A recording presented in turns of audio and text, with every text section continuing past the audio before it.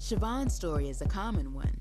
Lots of video girls want to be the star's #1 honey. They get caught up in the hype, wanting to be the homegirl of Jay-Z, the homegirl of Ja Rule, the homegirl of Nelly. It goes back to peer pressure, and it goes back to wanting to belong. People want to belong to something.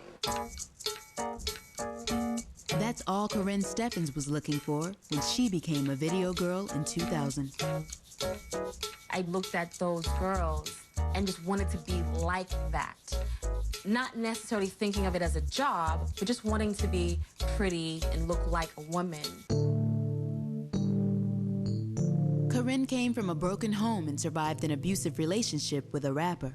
Being a video girl gave her a jolt of self-esteem. Just coming from abuse after abuse, growing up not feeling loved, not feeling pretty, not feeling worthy. All of a sudden, I'm around people that made me feel all of those things. She had some early success, appearing in Jay-Z's Hey Poppy and LL Cool J's Fatty Girl. Karrine became a fixture at the rap label Murder, Inc. Murder, Inc. for me was a family of people. It was the closest thing to a family that I had ever had in my life. But if Karrine wanted to stay in the family, she had to have sex.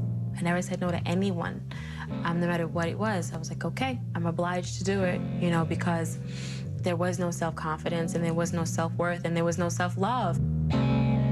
Karrine describes being passed around by some of rap's biggest players in her book, Confessions of a Video Vixen. It's kind of like you show up somewhere and all of a sudden someone's really nice to you. And you think they're being genuinely nice to you. You don't realize they're being nice to you because so-and-so just told them how great you were in bed last week.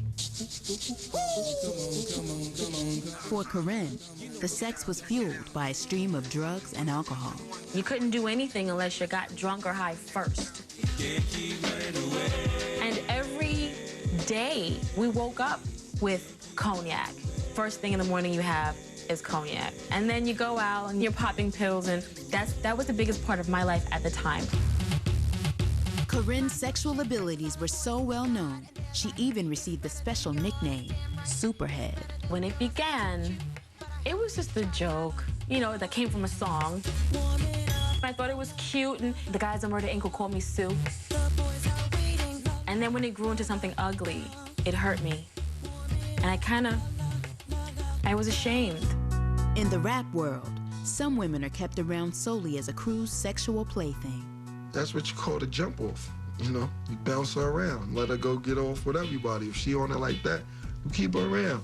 You keep her around, because you never know when somebody may get hot. But Karrine and others like her get more than attention. They get cash. Every time I had sex, it was for money. Maybe not, you know, 20 bucks on the nightstand kind of money, but it was being mailed to me, it was being deposited, rent was being paid, and cars were being leased. She like to have money in her pocket. In retrospect, I think that everything I did was a form of prostitution. Just selling myself for a lot less than I was worth. For some, finding a sugar daddy is the ultimate goal. There are girls there that think that if I meet so-and-so, I'm trying to hook up with so-and-so, maybe he can pay my bill for the next couple months. They trying to hit the jackpot. Let's be realistic. This is a business. And this is the business of getting ahead. The weirdest thing I ever heard in my life, ever, video shoot. A girl tried to get the turkey basin to suck the thing out the condom to keep the baby. It's crazy. I've been with women, and they were with me clearly for the money, you know, got pregnant with kids. So, I mean, you know, it's a big game out there. There are girls that want to be taken care of by a celebrity, not realizing that you're a whore. You know, plain and simple, that's what you are.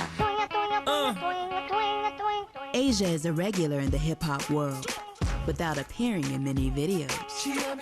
I hook up with directors, artists, producers.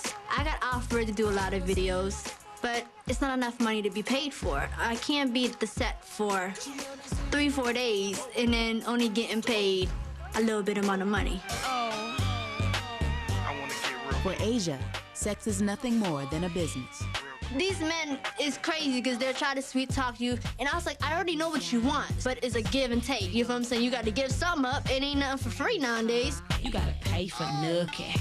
If you are a young lady who's starving, but yet you with these artists who's making millions of dollars, he might throw you a bone. Hey, here, baby, here's a couple of dollars. Go buy yourself something nice. And all of a sudden, she realizes, well, let me hang out with a whole lot more.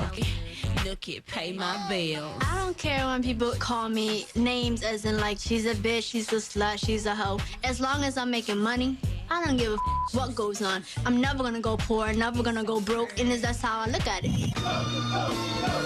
Coming up, getting down and dirty at a shoot in North Carolina. We weren't representing hoes. We weren't even representing sex. Maybe the sexual aspect of it. Plus, critics slam rap's obsession with bling and babes. I think for every video that's out now, the visuals fit the song. It just so happens that 98% of our music is lewd and disgusting. Next.